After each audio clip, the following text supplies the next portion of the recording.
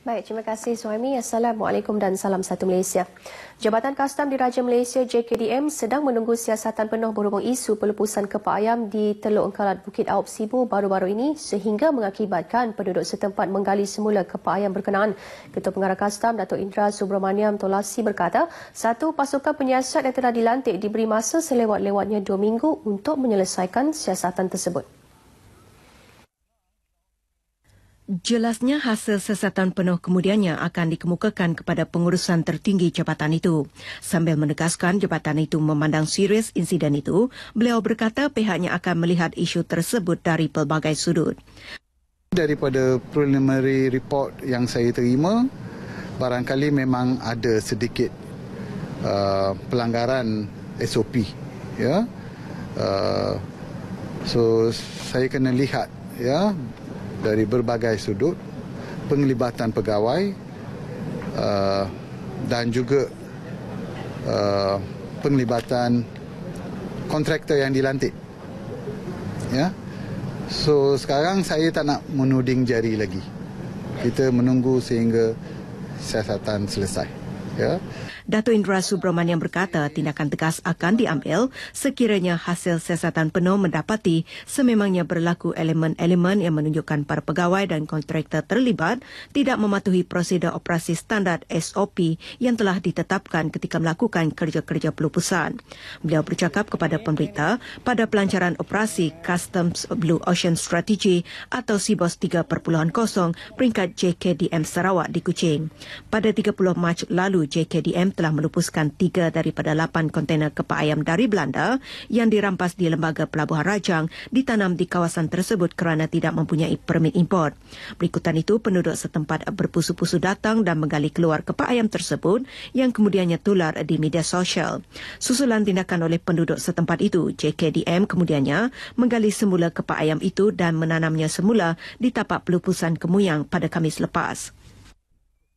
Sarawak ketika ini komited sepenuhnya ke arah pembangunan ekonomi digital. Timbalan Ketua Menteri Datuk Ahmad Douglas Unggat Embas berkata inisiatif ini akan membawa perubahan dalam urusan perniagaan tradisional setempat terus ke peringkat global.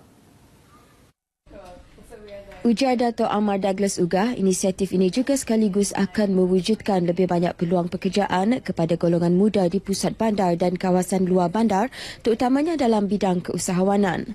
Di bawah ekonomi digital, perniagaan setempat tidak lagi hanya tertumpu kepada komoditi seperti ekspor kayu bala atau minyak sawit, tetapi kepada penjualan produk dan perkhidmatan oleh masyarakat pribumi di pedalaman atau golongan usahawan muda di kawasan bandar terus dari rumah.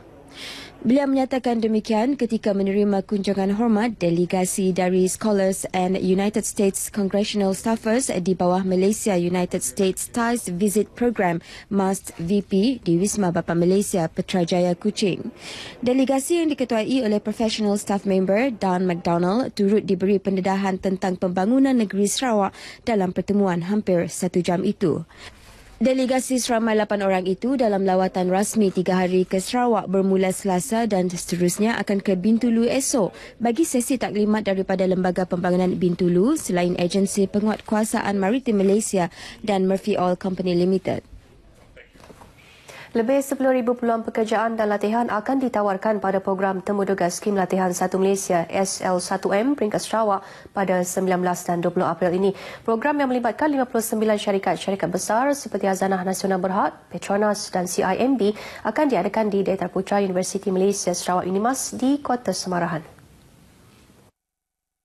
Setiap booth kita memang set up untuk membolehkan mereka untuk dapat on the spot interview.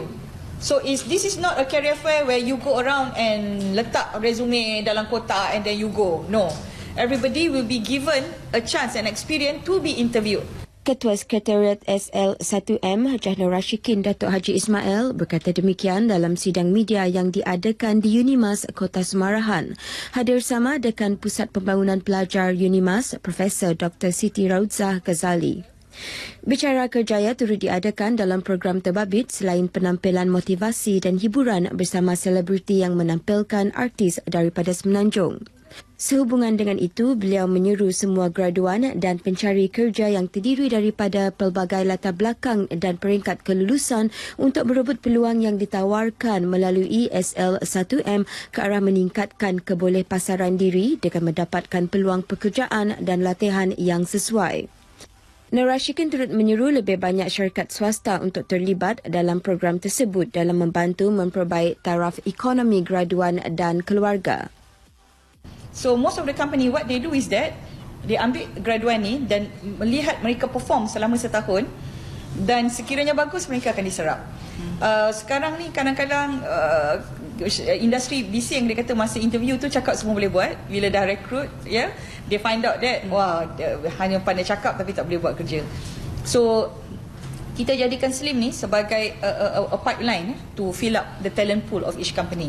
Setakat Disember tahun lepas, seramai 99,000 peserta telah dibantu melalui penglibatan secara langsung dengan program SL1M. Balai Polis di daerah Kuching digalakkan supaya bersama menyediakan perkhidmatan Balai Polis bergerak dalam menangani ancaman jenayah.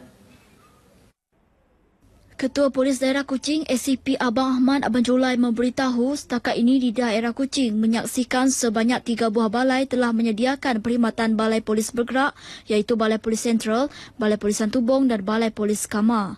Dalam Balai Polis bergerak ini dimuatkan ataupun dengan walkie-talkie dan juga POL 55 iaitu untuk membuatkan laporan. Jadi sekiranya anggota yang bertugas di dalam Balai Polis bergerak ini dia boleh menyalurkan maklumat-maklumat penting tadi kepada pihak gerakan kita. Jelasnya penambahan bilangan Balai Polis bergerak ini perlu untuk kemudahan orang awam dalam menyalurkan maklumat secara terus jika berlakunya sebarang jenayah di kawasan berkenaan. Tambahnya, penempatan Balai Polis bergerak ini tertumpu di kawasan kerap berlaku jenayah selain kawasan yang jauh dari Balai Polis ataupun ditempatkan sepanjang penganjuran program besar-besaran di Kuching. Walau bagaimanapun, tegas beliau kadar jenayah di daerah Kuching masih dalam keadaan terkawal dan berharap orang ramai terus menyalurkan maklumat kepada pihak polis dalam bersama membanteras jenayah di daerah tersebut. Beliau ditemui pemberita di Ibu Pejabat Polis Daerah Kuching. Sempena sambutan ulang tahun ke-71 Radio Televisyen Malaysia RTM, Badan Ukhuwah Kebajikan Tenaga Islam Bukti RTM Kuching telah mengadakan majlis tahlil tahunan bersama kaki tangan dan pesara RTM. Lebih 70 orang pegawai, kaki tangan dan pesara RTM hadir pada majlis tersebut bersama pengarah penyiaran kawasan Sarawak, Hajah Salmah Ibrahim Melina.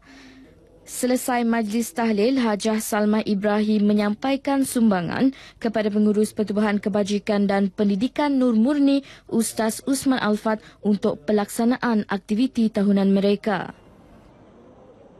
Baik saudara, setakat ini dahulu sumbangan berita dari Sarawak untuk 5 petang ini dan untuk berita seterusnya kembali bersama Suhaimi di Angkasa Pulih.